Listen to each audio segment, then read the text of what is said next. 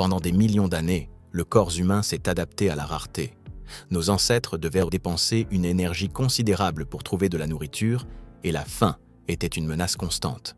C'est pourquoi notre organisme a développé une capacité remarquable, stocker chaque calorie excédentaire sous forme de graisse. Ce mécanisme de survie était autrefois vital. Mais aujourd'hui, dans un monde d'abondance alimentaire, cette même adaptation biologique est devenue notre plus grand défi. Pour la première fois dans l'histoire de l'humanité, plus de gens souffrent de surpoids que de malnutrition. Bien que cela représente une victoire en termes de sécurité alimentaire, cela a créé une crise sanitaire silencieuse qui affecte des milliards de personnes. La graisse n'est pas simplement une réserve d'énergie passive, c'est un organe endocrine complexe, aussi important que votre cœur ou vos poumons. Elle produit des hormones essentielles qui régulent votre métabolisme, votre appétit, votre système immunitaire et même votre santé reproductive. Lorsque vous avez une quantité saine de graisse, cet organe fonctionne comme un chef d'orchestre harmonieux, coordonnant les processus biologiques de votre corps. Mais quand vous accumulez trop de graisse, particulièrement autour de vos organes internes, ce chef d'orchestre devient chaotique. La graisse viscérale, celle qui entoure vos organes, est particulièrement problématique. Elle est métaboliquement active, extrêmement sensible aux hormones du stress, comme le cortisol, et elle communique constamment avec le reste de votre corps, souvent en envoyant des signaux destructeurs. Lorsque vous prenez du poids de manière excessive, vos cellules graisseuses se gonflent au-delà de leurs limites. Elles deviennent tellement volumineuses qu'elles dépassent le rapport sanguin et commencent à manquer d'oxygène. Sous ce stress extrême, elles se détériorent et meurent. C'est comme si votre tissu adipeux était une plaie ouverte qui saigne du poison dans votre système. Votre corps perçoit cette destruction comme une urgence et mobilise votre système immunitaire. Des millions de cellules immunitaires appelées macrophages envahissent votre tissu adipeux pour éliminer les cellules mortes et les débris. Chez une personne mince, environ 5% des cellules du tissu adipeux sont des cellules immunitaires. Chez une personne obèse, ce pourcentage monte à 40%. Cette armée immunitaire permanente crée une inflammation chronique massive, une sorte de feu ami qui brûle constamment votre corps de l'intérieur. Cette inflammation chronique cause des dégâts considérables.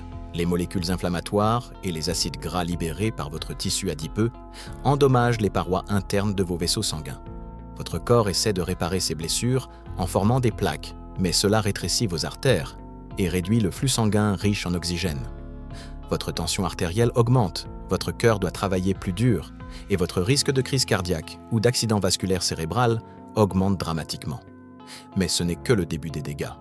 Votre organe adipeux commence également à produire ces hormones de manière chaotique. La leptine, l'hormone qui vous dit quand vous avez assez mangé, devient inefficace. Normalement, plus vous avez de graisse, plus votre cerveau reçoit le signal d'arrêter de manger.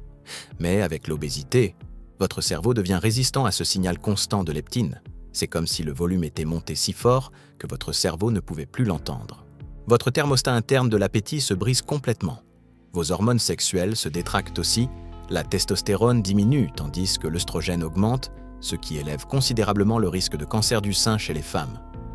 En fait, aux États-Unis, près de 10% de tous les cancers sont directement liés au surpoids ou à l'obésité. Mais le vrai désastre commence avec l'insuline.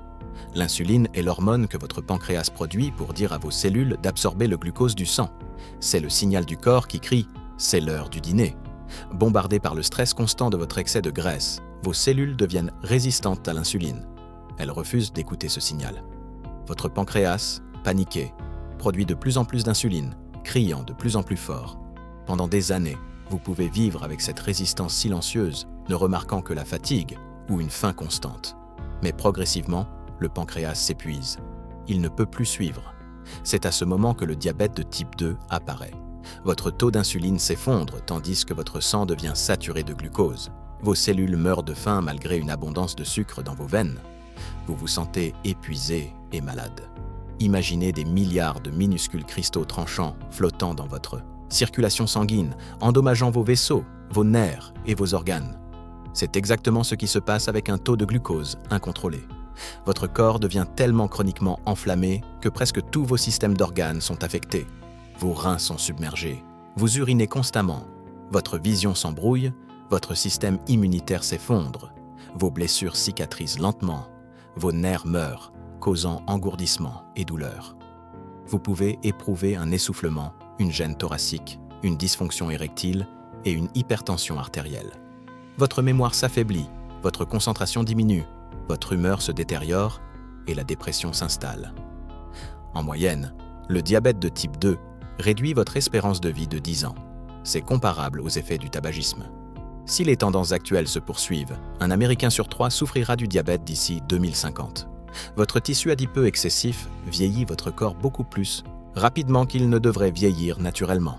Mais voici la bonne nouvelle. Presque tous ces effets toxiques disparaissent dès que vous perdez du poids. Vos cellules graisseuses se contractent, votre système immunitaire se calme, l'inflammation diminue, votre tension artérielle baisse, votre sensibilité à l'insuline s'améliore. Même si vous avez déjà développé un diabète de type 2, perdre du poids peut inverser une grande partie des dégâts et améliorer drastiquement votre santé et votre espérance de vie. Votre corps possède une capacité de récupération remarquable, mais seulement si vous lui en donnez la chance. Le moment d'agir, c'est maintenant.